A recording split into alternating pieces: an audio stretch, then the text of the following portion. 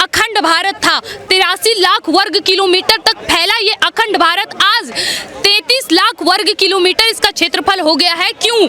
हमारी सहानुभूति नहीं थी, क्यों? और अगर आपको ऐसा लग रहा है कि आपके साथ अत्याचार हो रहा है, अगर हिंदुओं में सहनशीलता नहीं है, तो इस देश में 1.5% मुसलमान से आज 35 करोड़ की आबादी कभी नहीं होती। ये अर्पण की भूमि है, ये तर्पण की भूमि है, ये वंदन की धरती है, अभिनंदन की धरती है।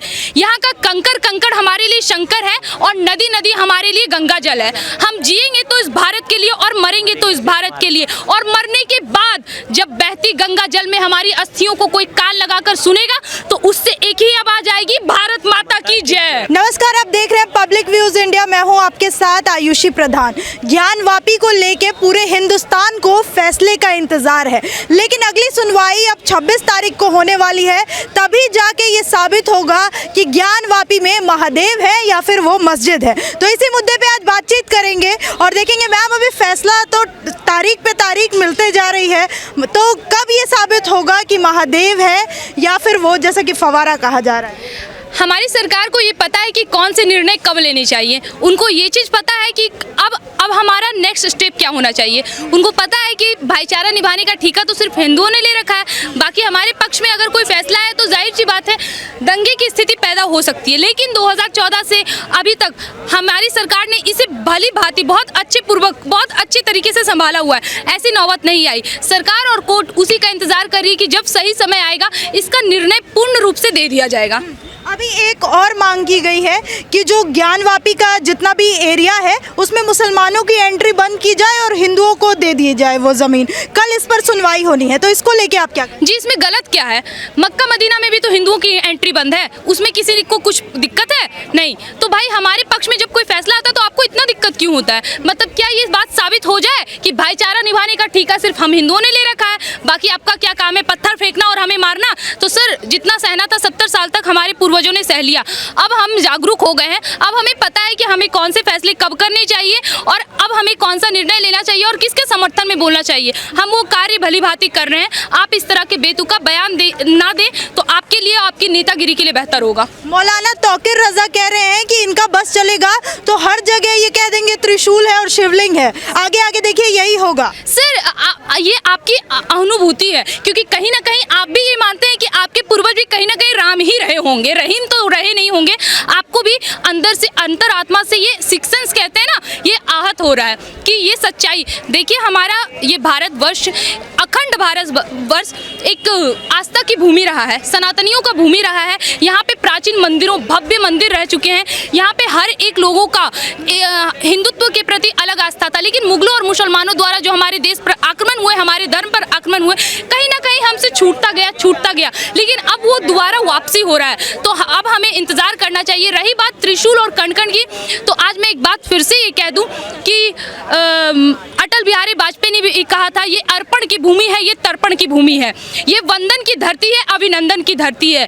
यहाँ का कंकड़ कंकड़ हमारे लिए शंकर है और नदी नदी हमारे लिए गंगा जल है। हम जिएंगे तो इस भारत के लिए और मरेंगे तो इस भारत के लिए। और मरने के बाद जब बहती गंगा जल में हमारी अस्थियों को कोई कान लगाकर सुनेगा तो उससे एक ही आवाज आएगी, भारत माता की जय। तो ये सच्चाई है, आप इसे स्वीकार करें। मोदी सरकार को 1 हफ्ते का अल्टीमेटम दिया जा रहा है और उसके बाद जेल भरो आंदोलन की शुरुआत की जाएगी और एक पूरी फौज तैयार होगी मुस्लिमों की, उनके खिलाफ जो अत्याचार किया जा रहा है उनकी मस्जिदों को बचाने के। सर, मतलब आप ये कह रहे हैं कि मुस्लिमों पे अत्याचार हो रहा है, मुस्लिमों पे कत्लेआम हो रहा है। सर, ये अखंड भारत था, 83 लाख वर्ग किलोमीटर तक फैला ये अखंड भारत आज 33 लाख वर्ग किलोमीटर इसका क्षेत्रफल हो गया है। क्यों? हमारी सहानुभूति नहीं थी, क्यों? और अगर आपको ऐसा लग रहा है कि आपके साथ अत्याचार हो रहा है, अगर हिंदुओं में सहनशीलता नहीं है, तो इस देश में 1.5% मुसलमान से आज 35 करोड़ की आबादी कभी नहीं होती। ज्ञानवापी तो ठीक है, अभी 30,000 मंदिर बाकी है, मस्जिद बाकी है, अभी उनको भी खोदा जाएगा और वहाँ पे भी पता लगाया जाएगा कि शिव थे या शव थे। किन मुद्दों में ये देश को उलझाया जा रहा है? कुतुब मीनार का जिक्र हो रहा है कि वहाँ पे पूजा अर्चना करने की अनुमति दी जाए, ज्ञानवापी में भी वही हो रहा है, फिर ताजमहल में भी वही हो रहा है, जामा मस्जिद में भी वही हो रहा है। तो आपको लग रहा है कि इररिलेवेंट टॉपिक्स में देश को उलझाने का काम हो रहा है? जी, आपको ऐसा लग रहा है कि आप उलझ रहे हैं, पर उलझ नहीं क्या है, अब हमारा देश सुलझ रहा है, अब हमारा देश इस देश का हकीकत पहचान रहा है। आपने अभी जितने भी मस्जिद लिए हैं और जिस भी पीर पैगंबर अंदर में जो भी पीर पैगंबर है उसका एक बार इतिहास जान के देखें और हमारे राम और शिव का इतिहास खगोल के देखें। आपको सच्चाई का मतलब पता चल जाएगा कि इस देश की सच्चाई क्या थी, इस अखंड भारत की सच्चाई क्या थी। उलझा तो आप रहे हैं, जब हमने भाईचारा निभाने में कोई कमी नहीं छोड़ी तो फिर आप क्यों पीछे हट रहे हैं? अगर आपको भाईचारा निभाना है तो आपको तो फ्रंट में आके कहना था कि ठीक है, हमारा ज्ञानवापी मंदिर, हमारा मंदिर अब वो मस्जिद नहीं रहा, हमारा मंदिर था वहाँ पे, तो अब वहाँ पे मस्जिद बनाया गया था। हर एक मंदिर, इस देश के हर एक मंदिर को तोड़कर वहाँ मस्जिद बनाया गया था मुगलों द्वारा, मुसलमानों द्वारा। और अगर आप इस बात को नकार रहे हैं कि यहाँ पे ऐसा नहीं हुआ था तो नालंदा विश्वविद्यालय को क्यों जलाया गया था? उलझ वो लोग रहे हैं जो इस देश की सच्चाई नहीं जान रहे और उलझाने की कोशिश कर रहे हैं ऐसे नेता जो चाहते हैं कि सिर्फ उनके पक्ष में फैसला हो, जो अब ये संभव नहीं है। अभी फैसला नहीं आया, फिर हिंदू पक्ष को पहले से कैसे पता है कि वहाँ पे शिवलिंग ये निकल के आना? सर ये पता नहीं है, ये हमारा जैसे कि क्या है ना, हमने कौन सा इतिहास पढ़ा है 6 to 12 हमने कौन सा इतिहास पढ़ा है? बाबर का बेटा हुमायूं, हुमायूं का अकबर, अकबर का शाहजहां। हमने ये नहीं पढ़ा कि महाराणा प्रताप और शिवाजी के पिता का नाम क्या था। क्यों ये आप इस इतिहास में उलझकर ऐसे बेतुका बयान दे रहे हो? और कोई बात नहीं है। जहां आपने ये कहा ना कि जब तक यहाँ से फैसला नहीं आया, हमें फैसला का इंतज़ार नहीं करना, क्योंकि हमें अच्छे से पता है, श्रद्धापूर्वक पता है कि हमारा अस्तित्व क्या है, कहाँ पे हमारे शिव थे, कहाँ पे हमारे राम थे। हमें हमारे पूर्वज भली भांति ये जानते हैं। अब रहा फैसला आने का बाद, तो उसका इंतज़ार हम हिंदू बेशक कर रहे हैं, लेकिन आस्था है ये अंदर में, मन में है कि वहाँ पे शिव ही थे। तो क्या ज्ञानवापी के बाद ये हिंदू मुस्लिम की बहस खत्म हो जाएगी, फुल स्टॉप लग जाएगा? जी नहीं, अभी ये सबसे पहली बात, ये बहस नहीं, ये एक आस्था का विषय है। ये आस्था का विषय है। 30,000 मंदिर की अभी बाकी है। अभी हमारी मोदी गवर्नमेंट ने भी ये ऐलान किया है कि अभी बाबरी और ज्ञानवापी तो ठीक है, अभी 30,000 मंदिर बाकी है, मस्जिद बाकी है। अभी उनको भी खोदा जाएगा और वहाँ पे भी पता लगाया जाएगा तो कि शिव थे या शव थे। आपको लग रहा है कि इस प्रेजेंट गवर्नमेंट में हिंदू मुस्लिम और मंदिर मस्जिद छोड़ के कोई और मुद्दा ही नहीं चल रहा है, जैसा कि विपक्ष? जी नहीं, विपक्ष का काम है हर एक मुद्दे पे टटोलना। अभी तो हमारी सरकार ने CA NRC जैसे कानून लाए, अभी जनसंख्या नियंत्रण की बात हो रही है। सर हम सारे कानूनों को, एक मिनट, इन सारे कानूनों को मुस्लिम विरोधी बताया जा रहा है, एंटी मुस्लिम कानून लेके आती है सरकार। तो अभी आपको क्या हो रहा है ना कि 70 साल में इतनी सारी कानूनें आपके पक्ष में आ गई ना, तो अब आप इस सरकार से भी यही उम्मीद करके बैठे हैं कि अब जितने फैसले आए सब हमारे पक्ष में आए। किसी के बाप की सरकार नहीं है वहाँ पे बैठी हुई।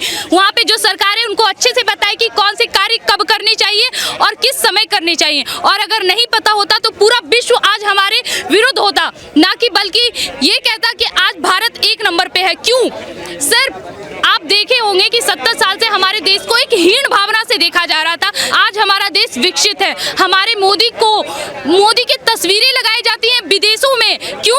अपने आप को जिताने के लिए, कहीं प्रधानमंत्री बनने के लिए, कहीं राष्ट्रपति बनने के लिए मोदी के फोटो को यूज किया जाता है। वो मोदी का नहीं, वो इस देश का तस्वीर है। तो इस देश की तस्वीर को बदलने की कोशिश ना की जाए। जी मैम, बहन ने बहुत अच्छी बातें करी है, बहुत अच्छा लगा ये सुन के। अभी इन्होंने कहा कि मोदी गवर्नमेंट ने ये कहा है कि 30,000 मंदिर बनाएंगे, ठीक है। क्या ये ऑफिशियल बयान है मोदी गवर्नमेंट का, वो 30,000 मंदिर बनाएंगे? ऑफिशियल बयान आप बोल रही है? नहीं है ना। दूसरी बात, रुक जाइए, दूसरी बात, अभी उन्होंने कहा कि विदेश में, ठीक है, अभी मोदी का जहाँ फोटो लगता है तो लोग उसको जीतने के लिए लगाते हैं। भारत इससे पहले भी विदेशों में जाना जाता था। रुक जा भाई, किसके नाम से जाना जाता है? भारत का स्टूडेंट को यहाँ लाया गया। सुनिए, सिर्फ मोदी सरकार कर सकते, कांग्रेस नहीं की। लिंचिंग क्यों कर रहे हो भाई? लिंचिंग क्यों कर रहे हो? लिंचिंग क्यों कर रहे हो? साल से हो रही थी भाई, लिंचिंग क्यों कर रहे हो? बात कर रहा हूँ, ये लिंचिंग लग रहा है। क्यों आप बात कर। हाँ ठीक है, इस देश में पहले स्वामी विवेकानंद आए थे, ठीक है, उसके बाद महात्मा गांधी आए थे, जैसे उन्होंने कहा राणा सांगा भी आए थे। इस भारत पहले भी विदेशों में जाना जाता था, पहली बार नहीं हुआ है। 70 साल बोल रहे हो। कितने रुपए अभी सरसों का तेल, आप ये बताओ मुझे। देखिए, ये सरसों तेल कितने कितने बजे? ये 3 मुद्दों पे ही बात करते हैं। कल रेट, अब आप हाथ लगा रहे हैं, अब पिंचिंग आप कर रहे हैं। सुनिए, भाई साहब, आपने महंगाई पे सवाल किया, जवाब इन मैडम से, आपका सवाल इनसे था। पूछिए, आप आगे आइए। सर कह रहे हैं कि इनका पहला टॉपिक क्या था कि भारत, 1 मिनट रुकिए, इनका पहला टॉपिक क्या था कि हमारे देश को पहले भी जाना जाता था। सर ये सोने की चिड़िया हमेशा से रही है, प्राचीन काल से रही है, मंदिरों के लिए विद्यमान रही है, हमारा विदेशों में इसका चर्चा तो था। लेकिन 70 साल में हमारे नेताओं ने इतने गुल खिलाए हैं, इतने गुल खिलाए हैं ना कि इस देश को हीन भावना की नजरों से देखा।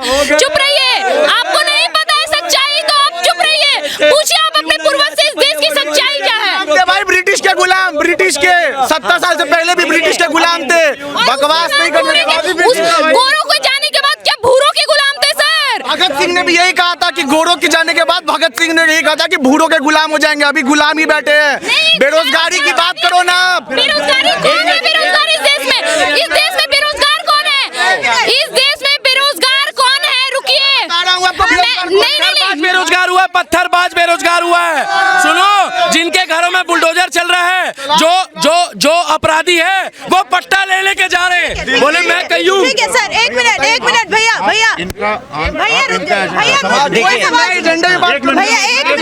मिनट मेरी बात सुनो। मैं बात कर रहा हूं। ये जब बोलते हैं ना, कोई दिक्कत नहीं है, बोलने दीजिए। आपको जो है ना वो मुझे डर नहीं है। अरे मुझे तो पता है अपने घर को जाओ। देश के भैया कोई बात नहीं भैया, देश के 98% जो सबसे अमीर लोग हैं ना, उनके पास भारत की 50% संपत्ति है। आपको पता है ये बात?